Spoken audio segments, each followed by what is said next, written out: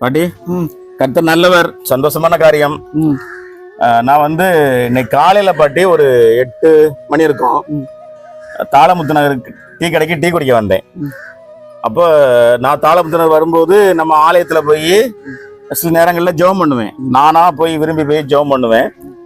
சில நேரங்கள்ல எப்போதாவது ஆண்டவர் என்னை கூப்பிடுவார், ஆலயத்துக்கு வா, நான் உங்ககிட்ட ஒரு காரியம் பேசணும் அப்படின்னு சொல்லி கூப்பிடுவார் சில நேரங்கள்ல.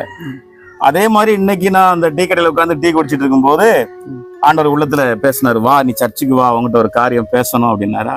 சரி, இன்னும் எல்லாம் டீ குடிச்சிட்டு ஆலயத்துக்கு போனேன் பாட்டி.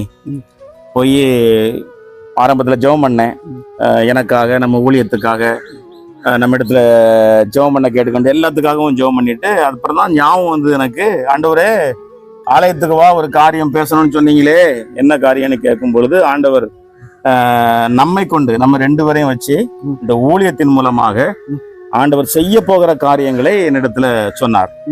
எப்படின்னா, ஏராளமான ஜனங்கள் தாகத்துல இருக்காங்களாம்.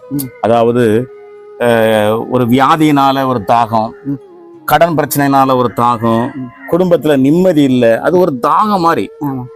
அப்படி தாகமா இருக்கிறவங்களுக்கு இந்த ஊழியத்தின் மூலமா நம்மை கொண்டு அவர்கள் தாகம் தீர்க்கும்படியா நான் அவங்கள பயன்படுத்துவேன் அப்படின்னு ஆண்டவர் விரும்பி சொன்னார்.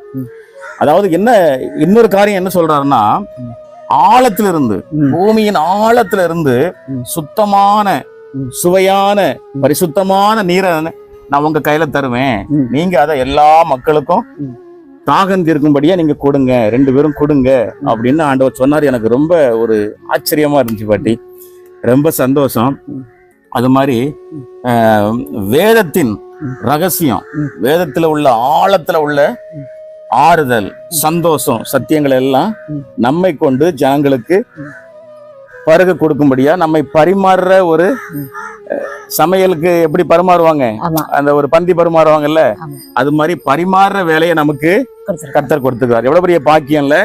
தாகம் உள்ள ஆட்களுக்கு தண்ணீர் கொடுத்து தாகத்தை தீர்க்க நம்மளை வச்சிருக்காங்கன்னா அது எவ்வளவு பெரிய பாக்கியம். ஆமா பாட்டி, பெரிய சந்தோஷம் இல்ல. அப்ப நான் ஆண்டவர்கிட்ட கேட்டேன், ஆண்டவரே எனக்கு வசனம் கொடுங்க, உள்ளத்துல பேசிட்டீங்க, எனக்கு வசனம் கொடுங்கன்னு கேட்கும் பொழுது ஆண்டவர் தெளிவா என் உள்ளத்துல ஏசாயா 43:19 வசனத்தை எனக்கு கொடுத்தாரு. அற்புதமான வசனம் பாட்டி. அந்த வசனத்தை நான் வாசிக்கிறேன் பாருங்களேன். இதோ நான் புதிய காரியத்தை செய்கிறேன். நம்முடைய ஊழியத்துல புதிய காரியத்தை கர்த்தர் செய்ய போறாராம்.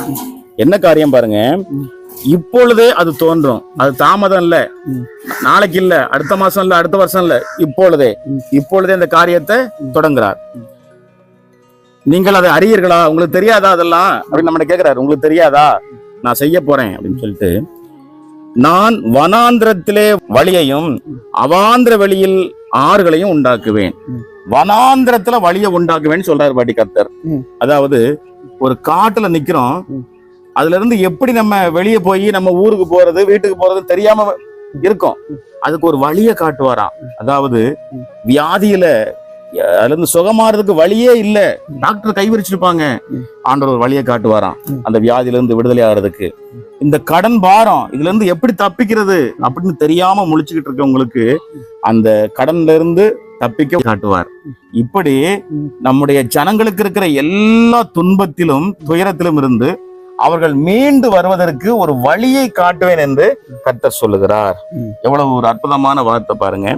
அது மட்டுமல்ல, அவாந்திர வெளியில் ஆறுகளையும் உண்டாக்குவேன். பாலைவனம் போன்ற பகுதி பாட்டி, தண்ணியே இருக்காது, அவாந்திர வெளி, காடு, அங்க ஒரு தாகத்துக்கு தண்ணி கிடைக்காது. அப்படிப்பட்ட இடத்துல நான் ஆறுகளை உண்டாக்குவேன் என்று கர்த்தர் சொல்லுகிறார்.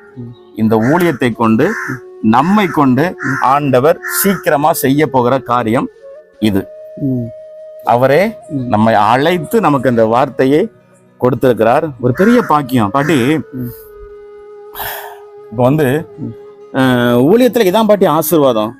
நம்முடைய கடவுளுடைய வார்த்தை நம்ம மூலமா அநேக ஜனங்களுக்கு போய் சென்றடையுது. நேத்து ஒருத்தர் ஒரு போன் பண்ணார் பாட்டி ஜெபம் பண்ணும் பொழுது நானும் கூட சேர்ந்தே ஜெபம் பண்ணுவேன்.